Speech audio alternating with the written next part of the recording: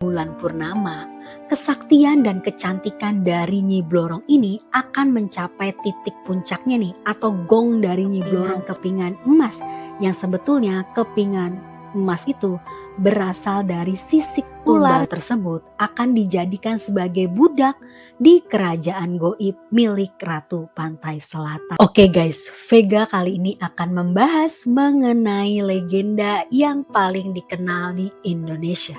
Seperti yang kalian udah ketahui nih, kan terkenal banget nih yang namanya Nyi Roro Kidul. Ternyata ada sosok yang terkenal juga, yaitu Nyi Blorong, yang dikenal sebagai wanita yang memiliki wajah yang sangat cantik tapi tubuhnya setengah ular atau disebut sebagai siluman ular. Dan ternyata dia ini merupakan panglima terkuat yang ada di kerajaan goib milik Ratu Pantai Selatan. Kalau kalian ingin mengetahui seperti apa asal-usul dari legenda Nyi Blorong dan misteri pesugihan siluman ularnya, silakan kalian lanjutkan videonya. Jangan lupa like dan subscribe channel ini ya.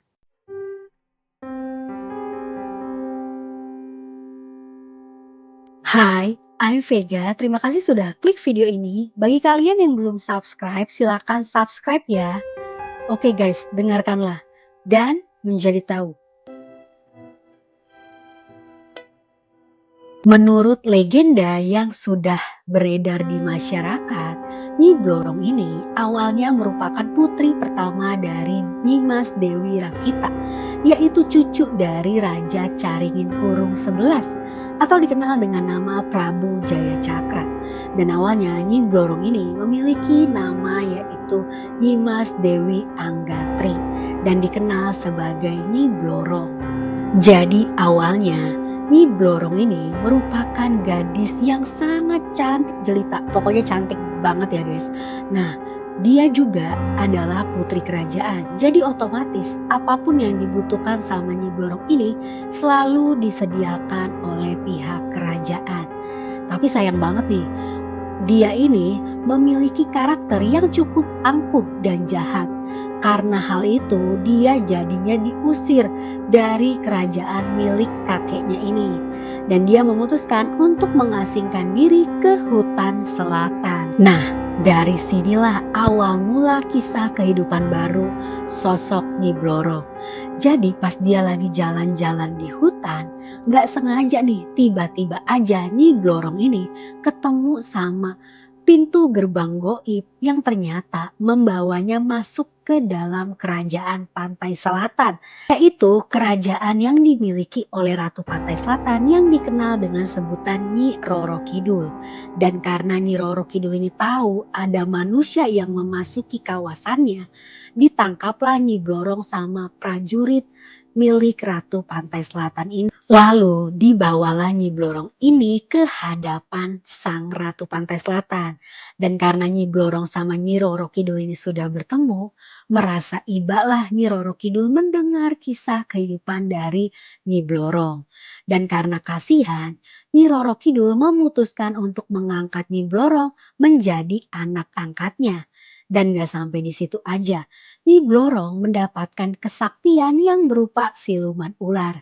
Dari sinilah nama Nyimas Dewi Anggatri berubah menjadi Nyi Blorong. Dan selanjutnya, karena Nyi Roro Kidul melihat si Nyi Blorong ini adalah sosok yang sangat pintar dalam memimpin pasukan.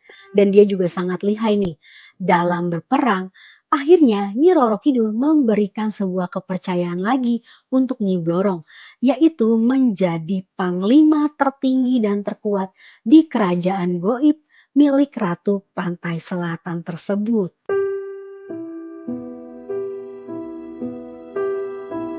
Mitosnya nih, ketika adanya malam bulan purnama, kesaktian dan kecantikan dari Nyi Blorong ini akan mencapai titik puncaknya nih, atau gong dari Nyi Blorong, yaitu dia bisa berubah menjadi wanita yang sangat cantik menggunakan kebaya hijau.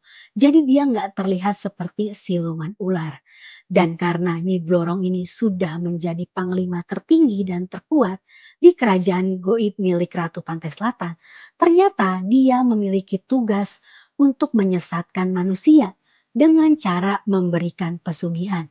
Yaitu kalau misalnya manusia ingin cepat kaya dengan cara instan, dia bisa memberikan jalan yang sesat.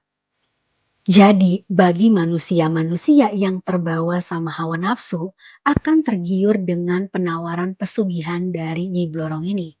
Dan Nyi Blorong akan mendatangi rumah para pemujanya ini dan meminta kamar khusus untuk menjalankan sebuah ritual, yaitu Nyi Blorong meminta para pemujanya untuk berhubungan seksual dengannya. Jadi si pemujanya ini ngelihat Nyi Blorong adalah sosok wanita yang sangat cantik. Tapi kalau dilihat sama orang lain yang bukan pemujanya Nyi Blorong, dia akan melihat sosok Nyi Blorong ini sebagai wanita siluman ular. Dan setelah ritual itu selesai, Nyi Blorong ini akan meninggalkan pemujanya beserta dengan kepingan-kepingan emas yang sebetulnya kepingan emas itu berasal dari sisik ular milik Nyi Blorong. Nah, karena ini merupakan jalan yang sesat, ritual ini nggak sampai di situ aja, yaitu Nyi Blorong meminta kepada para pemujanya ini berkewajiban memberikannya tumbal yang berasal dari anggota keluarga para pemujanya tersebut, yang dimana tumbal tersebut akan dijadikan sebagai budak di kerajaan goib milik Ratu Pantai Selatan. Jadi serem banget kan? Jadi itulah ya misteri dari asal-usul dan pesugihan legenda Nyi Blorong yang dikenal sebagai manusia siluman ular. Tidak bermaksud untuk menggiring opini atau memaksa siapapun mempercayai hal ini. Semoga kita semua dijauhkan dari perbuatan-perbuatan maksiat. Semoga bermanfaat ya. Jangan lupa like dan subscribe channel ini ya. Terima kasih sudah menonton. Bye-bye.